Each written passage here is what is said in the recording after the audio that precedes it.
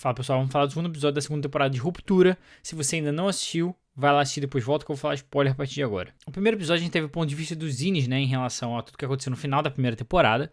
E agora, no segundo episódio, a gente tem um ponto de vista dos Auris, né, a galera lá de fora e tal. E a gente já, de cara, já vê que muitas das coisas que o pessoal lá da Luma, né, o Mr. Miltic e tudo mais, estavam falando pros zines era mentira. Que eles tinham virado famosos do lado de fora, que eles estavam representando uma revolução na Luma, não sei o quê. Tudo mentira. Isso não aconteceu. A vida deles estava tudo normal. Até eles foram todos demitidos, né? Menos o Mark, porque o Mr. Miltic no episódio passado tinha falado, não, seus amigos decidiram não voltar, né? Mentira. Todo mundo foi demitido. E eu achei interessante, né? A Helena, né? A Helena, ela dá a decisão pro Miltic se ele quer demitir a galera ou não. Ele decide demitir todo mundo, né? O Mark não. O Mark não pode. O Mark tem que ficar na Luma. O Mark tem uma importância. Ele parece que ele é algum tipo de escolhido para alguma coisa. Eu acho que a razão dele ter que voltar, né, que o Mark é importante pra Luma, é a mulher dele. Eu acho que quem é importante, na realidade, é a mulher dele, né, a Miss Casey, né, ou a Gemma, do lado de fora, que tá lá na Luma, mostra o rosto dela lá no final do primeiro episódio, né, ela é o tal dá a entender que ela que é o projeto que eles estão trabalhando, né, em alguma coisa em relação a ela. Eu acho que é uma teoria aí que tá rolando, que ela pode ser um clone, né, que a mulher do Mark, de verdade, a Gemma, realmente morreu. Aquela lá é um clone, e eles podem estar usando ela pra botar um clone, né, pra funcionar. E aí eu vi uma galera falando que isso deve ser talvez pra clonar o próprio Kier, né, o brabo aí da Luma. Eu não sei se é muito viagem essa coisa de querer clonar o Kier, mas que eles queiram talvez ter uma tecnologia de clonagem para não sei o que. Pode ser que seja isso mesmo. Ou talvez de ressuscitar alguém, né, não clonar, mas ressuscitar alguém. Eles ressuscitaram a Gemma e estão testando ela, porque ela ainda é meio bugada, né? Ela é bem robótica, né? Quando ela aparece na primeira temporada. Então eles estão testando ela. Eu acho que o Mark tá lá justamente para ver se aquela nova versão, que seja clone, que seja ela ressuscitada ou sei lá o que, se ela ainda tem conexão ao passado dela. Então eles põem o Mark, né? O amor da vida dela, o marido dela, na frente dela, para ver se eles se conectam. Eu acho que pode ser isso. Mas também ao mesmo tempo, lá na primeira temporada, eles não têm muitos encontros, é só uma vez, né? Pelo que eu me lembro, assim, importante mesmo. Então pode não ser. O Mark é importante por alguma razão, o Mark tem que ficar lá na Luma, então eles trazem ele de volta. E falando do Mark do lado de fora, né? Ele discute bastante com a irmã dele sobre a frase que o Mark Ine fala pra irmã dele, né? Ele fala, pô, ela está viva. E aí o Mark fala, pô, eu devia estar falando sobre a bebê, impossível estar falando sobre a Gemma. E fica esse clima, né? A irmã dele fala, cara, você tava falando sobre a Gemma, né? Tipo, ela fica meio assim, né? Meio assim de falar, né? E tal, pra não ficar, tá ligado? Porque é um assunto pesado, mas ela fica claro que a irmã acredita mesmo que ele está falando sobre a Gemma. E aí ele fica todo incomodado e tudo mais. Eles estão conversando ali numa lanchonete. Inclusive tem um cara da Luma lá espiando eles, né? E o Mark claramente tá muito incomodado com essa questão toda. E ele decide voltar pra Luma, né? Ele por algum momento fica meio assim, tá, não sei o quê. E aí também ele tem todo aquele encontro com a senhora Selvig, né? Ou a senhora Colbell dentro da Luma, que é a vizinha dele, aí eles se encontram e falam, qual é, tipo, tá ligado? Por que você tá fazendo isso? Por que você tá se envolvendo com a minha família? E tu, a minha chefe lá da Luma, não sei o quê. Ela fica maluca, sai correndo, não fala com ele. Então ele claramente agora, o Mark de fora, tá mais bolado com essa coisa. Ele já tava um pouco na primeira temporada, né? Ele chega a querer saber mais sobre a Luma. Ele encontra aquela pessoa que conseguiu fazer com que o Pete, né, na primeira temporada, seja disrupturado, né? O que o Mark do lado de fora tem algum interesse, ele tá curioso, pelo menos ele tá. Agora em relação aos outros personagens, né? O Irv, ele aparece pouco no episódio, né? Mas eu acho que ele tem um momento muito interessante, que o Irv de fora, né?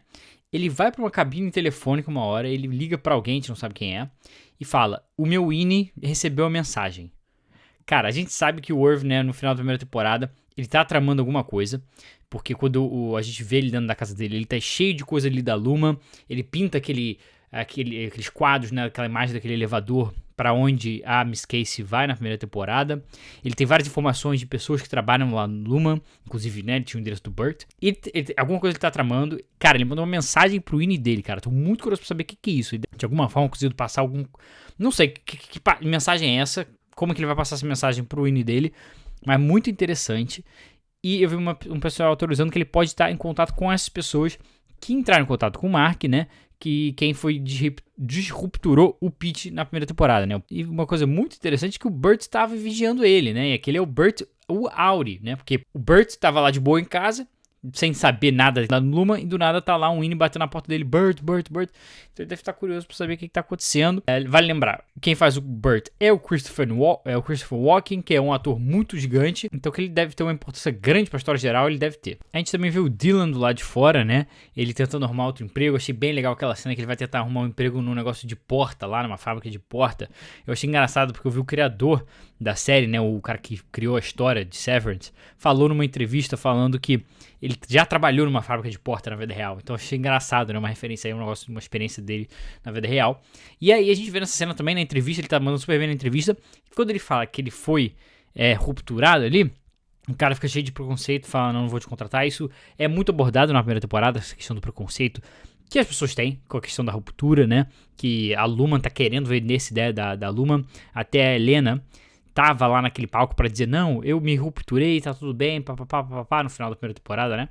E não deu certo isso. Então, muito interessante. Falando da Helena, a gente vê ela bastante ali. Cara, é impressionante como a atriz consegue fazer a Helena e a Halle R parecerem pessoas completamente diferentes. Assim, é bizarro. Ela manda muito bem. E aí, ela tá lá, a gente vê ela com o pai, a gente vê ela promovendo a Miss Cobell, né? Achei bem interessante, a Miss Cobell não fica meio assim e tal. Vamos ver qual é a Miss Cobell, né? Mas, enfim, uma cena muito interessante. Ela fica vidrada assistindo a cena da Ine dela, né? A Halle R, e o Mark se beijando lá no final da primeira temporada. Ela fica assistindo aquela cena com um olhar muito assim...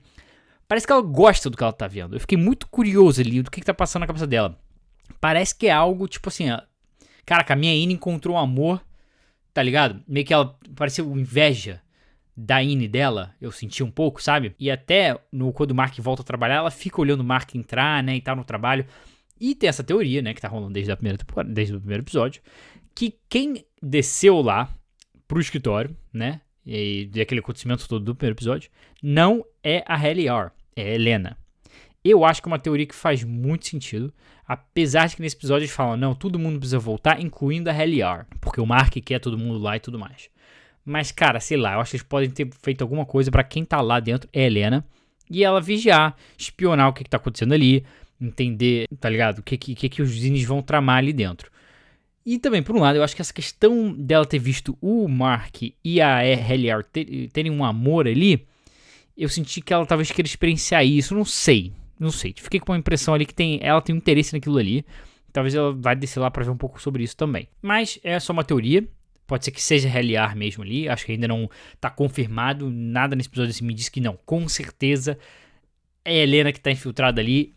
Acho que ainda não tá muito certo, mas é a maior teoria que tá rolando aí, é uma teoria muito interessante, tô muito curioso pra saber mais sobre isso. E cara, mais um baita episódio, né, foi bem legal, foi basicamente o que aconteceu no primeiro episódio, só que no ponto de vista do lado de fora, né. Muito ansioso pro terceiro episódio. Comenta aí, eu acho que você tá achando a segunda temporada de Ruptura, também comenta suas teorias aí pra gente discutir nos comentários e ver o que a gente espera, né, pro terceiro episódio. E é claro, estarei aqui também fazendo o terceiro episódio semana que vem. Então se inscreve aqui no canal, tô na meta de 4.000 inscritos. Se puder dar essa moral, eu fico muito, muito grato. E deixa o like aqui também se você gostou, beleza? Tamo junto, a gente se vê no próximo vídeo. Um abraço, tchau, tchau.